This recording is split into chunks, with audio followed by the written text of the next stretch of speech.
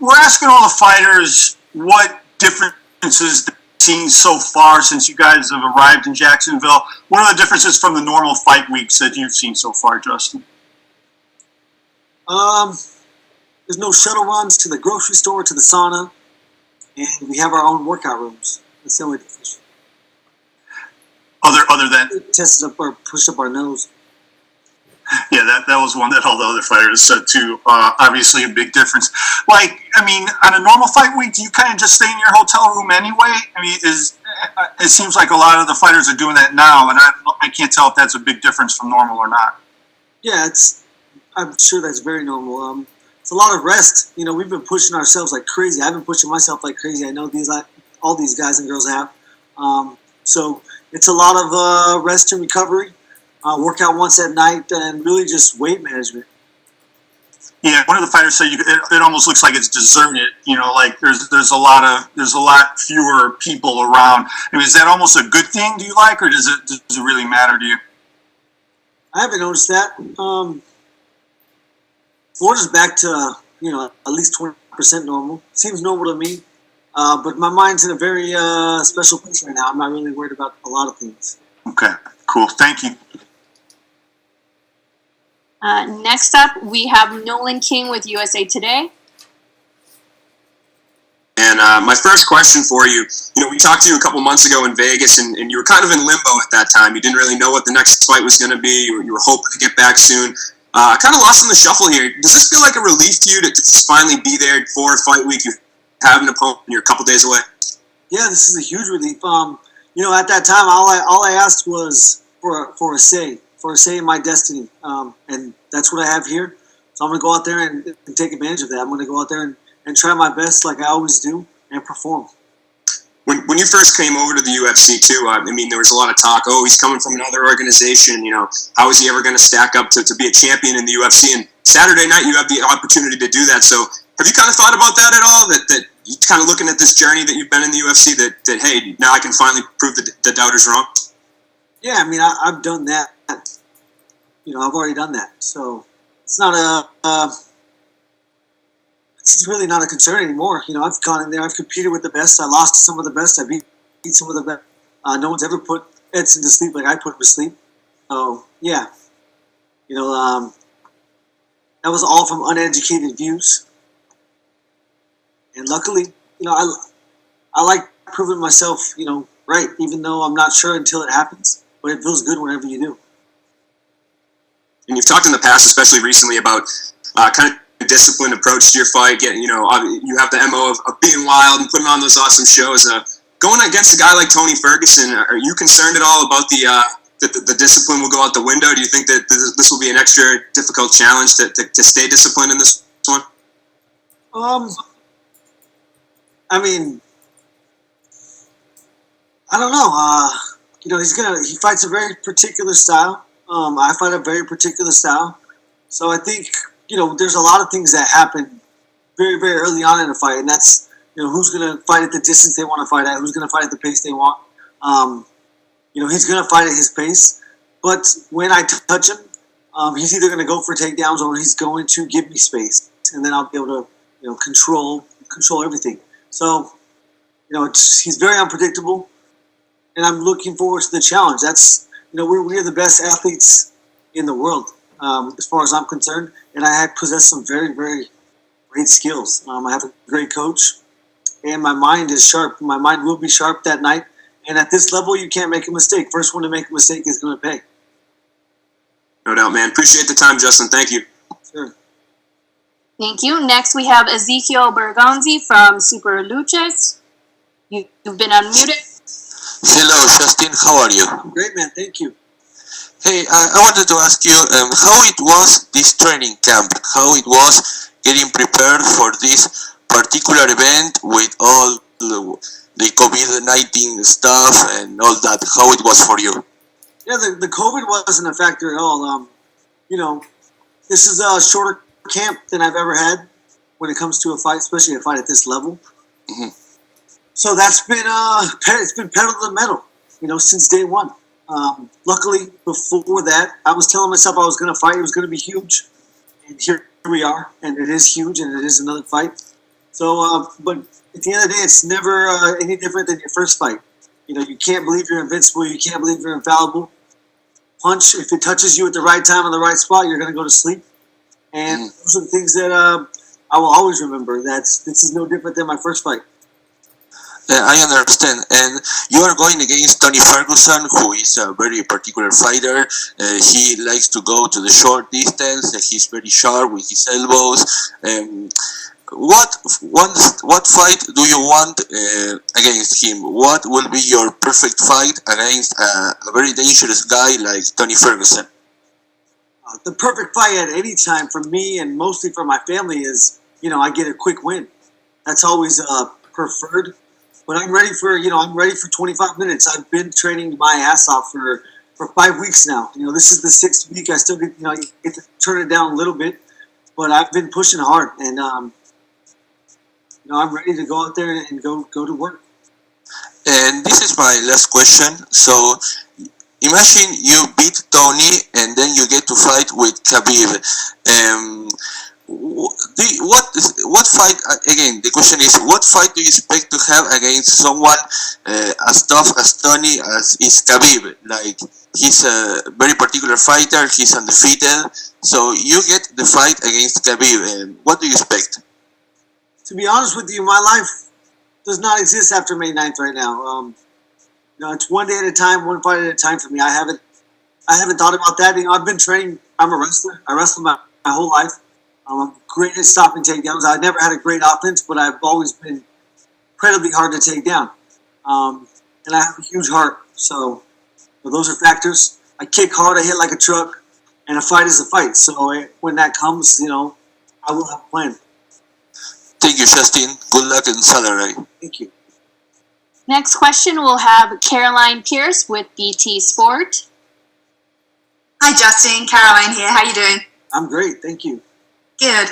Look, let's just talk about the weight cut for a moment. Obviously, it was a very short notice fight, and now you've had a little bit more time to prepare. But getting down to 155 pounds isn't something you've done in a while. You've been hitting that 156. So, are you on track for that? And what kind of faster track changes have you had to make?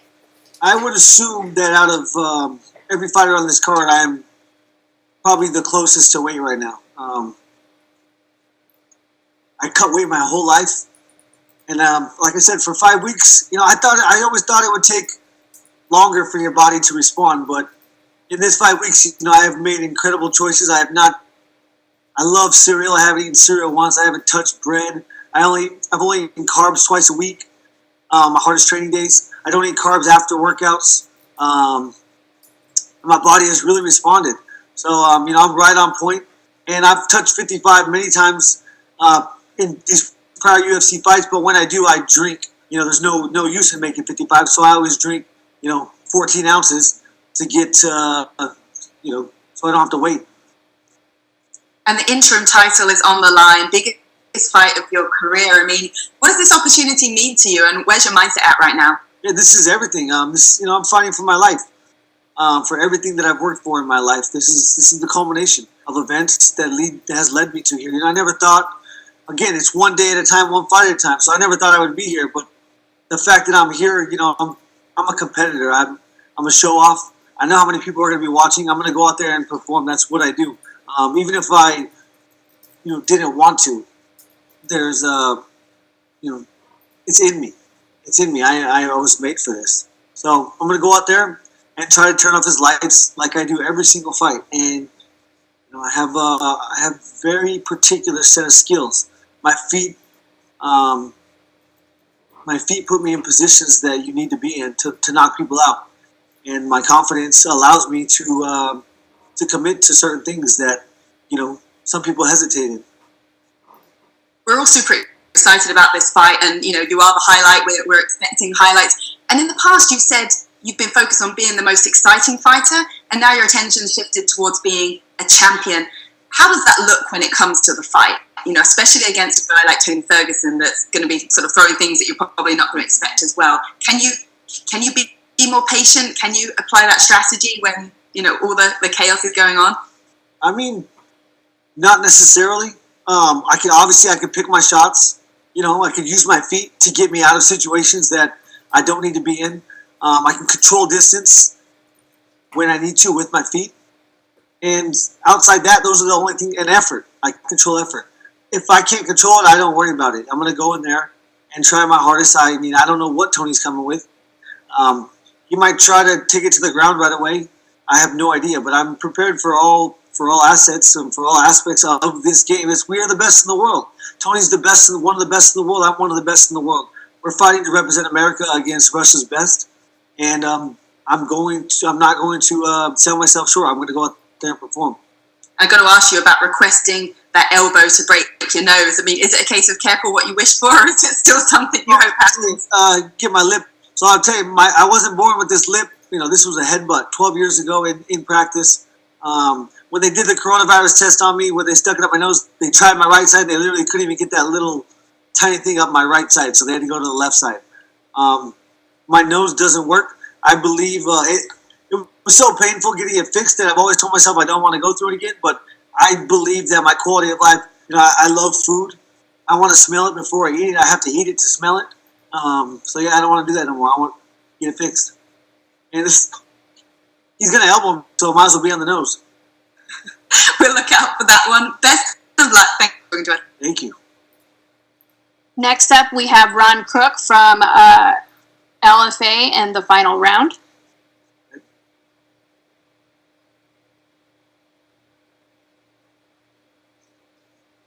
You envisioned I missed the the first. circumstances.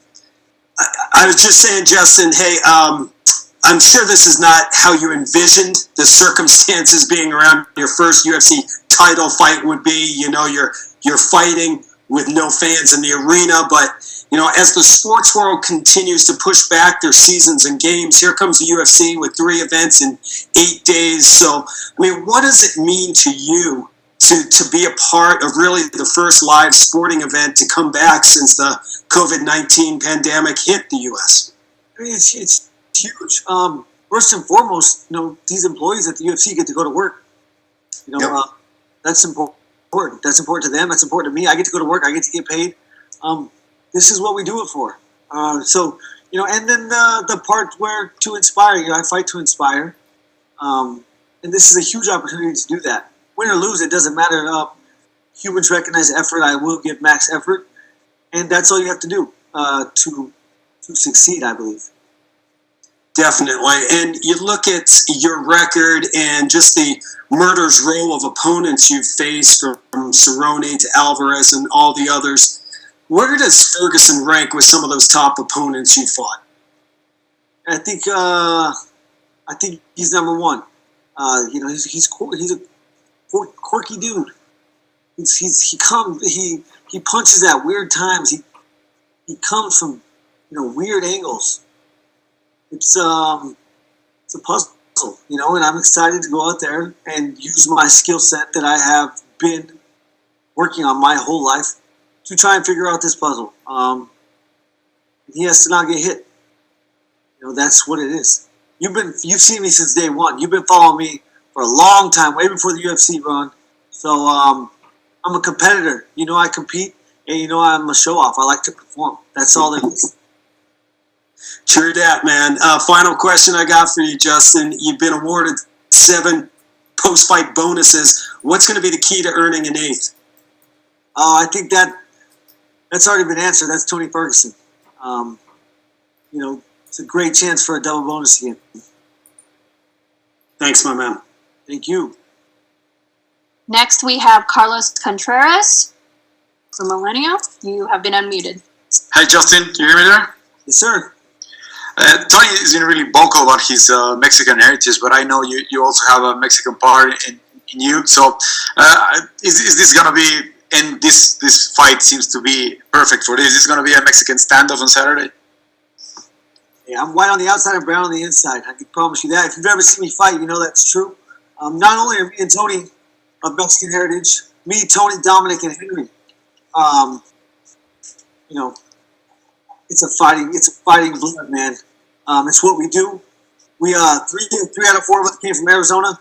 4 out of 4 of us are right there in the southwest part of the United States. We're all from the same area. I I don't know what the correlation is.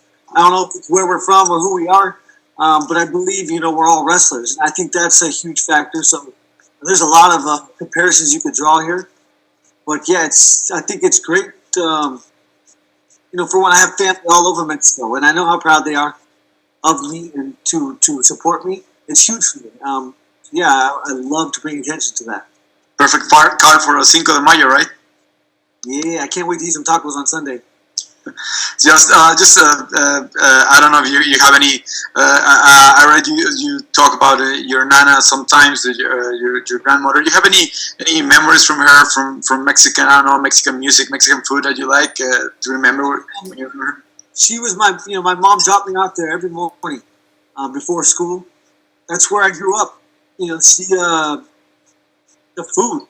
There's always beans on the stove at all times, and you can't leave hungry.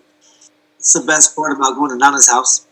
And they used me to try to teach her English. I wish I would have learned Spanish through her, but in the 90s it was a stigma, on people that were in America that didn't speak English. So they used me to help her, and man, it took her 40 years to become a citizen, to become an official citizen of the United States.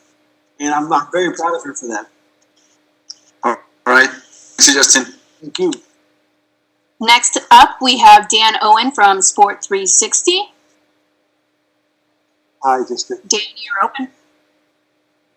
Hi, Justin. You touched upon earlier the importance of this event taking place for yourself and the rest of the UFC workers. What do you think it says about the UFC and Dana White in particular, in their determination to get this on while the rest of the sport and world lies dormant? I love it. It's huge. It's again, everyone's locked at home. They need something. And we are that something. And then it's a testament to Dana White's, fortitude. He wasn't going to take no for an answer, and he got it done. And I knew he would, because if anyone's going to get it done, it's going to be that man. Obviously, kind of your style and attitude in the octagon is something that generally amps a crowd up. How different is it going to be this weekend for you, performing in front of an empty arena? Oh, it's going to be fantastic. It's exactly like a Kumite or Bloodsport. My favorite movie is Fight Club. Show up, you fight to get a relief. This is my release, man. I get to go in there and release. The adrenaline's coursing through your veins. You don't know what's in there. You don't know if people are in there. It could be a bunch of animals. It doesn't matter. It's you don't see lights. You don't see people. You see its reactions, and it's so fast. It's just so fast that it won't be a factor. I appreciate your time. All the best. Intimate in the weirdest sense possible. Thank you. Next, we have Damon Martin from MMA Fighting. Hey, Justin. Obviously, on the conference call the other day, it was fun hearing you say that, you invite a broken nose in this fight, you invite a war. But do you feel like Tony, his style, offers you those openings that you can punish him, you can hurt him in ways that maybe another guy wouldn't allow you to do that kind of style, because he does take a lot of risks, he does take a lot of chances? Yeah, again, I'm going to get elbowed. I'll be a fool to go in there and be like, I'm going to come out unscathed. That's just not, it's really not 9 out of 10 times that's not going to happen. Yeah, we have seen him get hit. We've never seen him be finished. No one's ever put Edson to sleep like he did.